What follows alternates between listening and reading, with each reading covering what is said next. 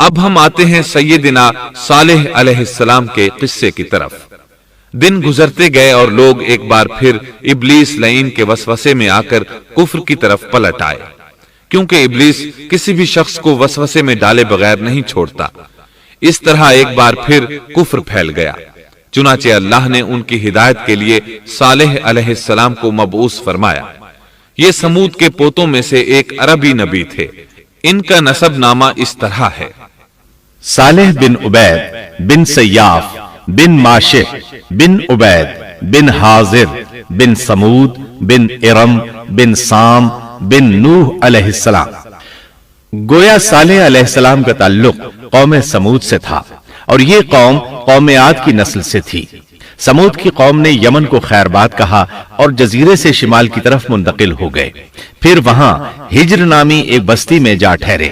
قرآن کریم کی سورۃ الحجر اسی بستی کے نام سے موسوم ہے۔ قوم عاد کا تذکرہ سورۃ الحجر کے علاوہ سورۃ الاحقاف اور سورہ ہود میں بھی ہے۔ اللہ تعالیٰ سورۃ الحجر آیت 80 میں فرماتے ہیں: اور ہجر والوں نے بھی رسولوں کو جھٹلایا۔ ہجر قوم سمود کا مرکزی شہر تھا۔ اب وہ مدائن صالح کے نام سے مشہور ہے۔ یہ شہر مدینہ منورہ کے شمال مغرب میں 380 کلومیٹر کے فاصلے پر واقع ہے۔ یہ لوگ بھی پہاڑوں کو تراش کر گھر بناتے تھے۔ یہ صنعت اور کاریگری انہوں نے قوم عاد سے وراثت میں پائی تھی۔ اللہ تعالیٰ سورۃ الفجر آیت 9 میں فرماتے ہیں: اور قوم سمود کے ساتھ کیا کیا جنہوں نے وادی میں بڑے بڑے پتھر تراشے تھے۔ قرآن مجید میں اللہ تعالیٰ ایک مقام پر فرماتے ہیں: اور ہم نے قوم عاد اور سمود کو غارت کیا جن کے بعض مکانات آپ کے سامنے ظاہر ہیں۔ ان کے مکانات ان کی تباہی سے لے کر اب تک موجود ہیں۔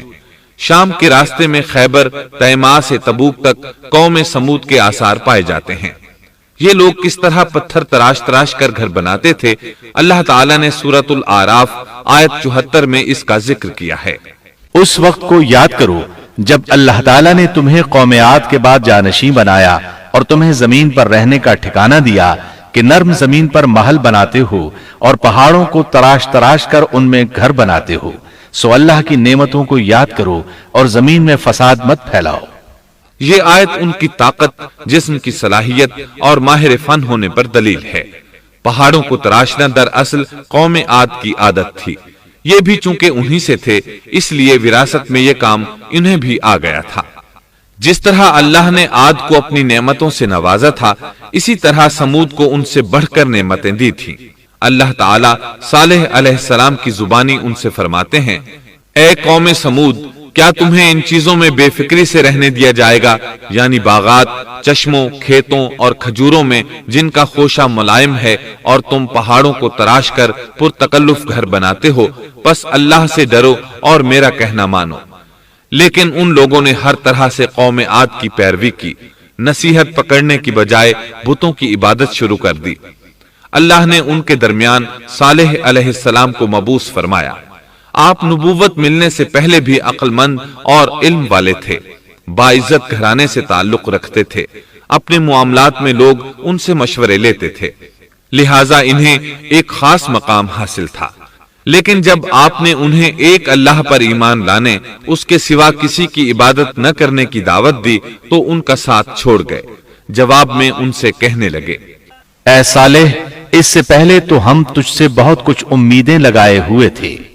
مطلب یہ کہ پہلے تو ہمارے نزدیک آپ کا بہت مرتبہ تھا، مقام تھا، ہمیں آپ سے بہت امیدیں تھیں، لیکن آپ نے تو یہ باتیں کہہ کر ہماری ساری امیدوں پر پانی پھیر دیا۔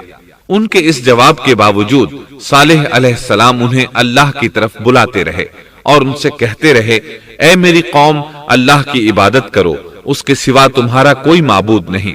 تمام انبیاء کی اپنی اپنی قوم کو یہی دعوت تھی کہ اے لوگو، اللہ کی عبادت کرو، اسی نے تمہیں زمین سے پیدا کیا ہے، اسی نے تمہیں زمین میں آباد کیا ہے، اس سے معافی طلب کرو، یقیناً میرا رب قریب ہے اور دعاؤں کو قبول کرنے والا ہے۔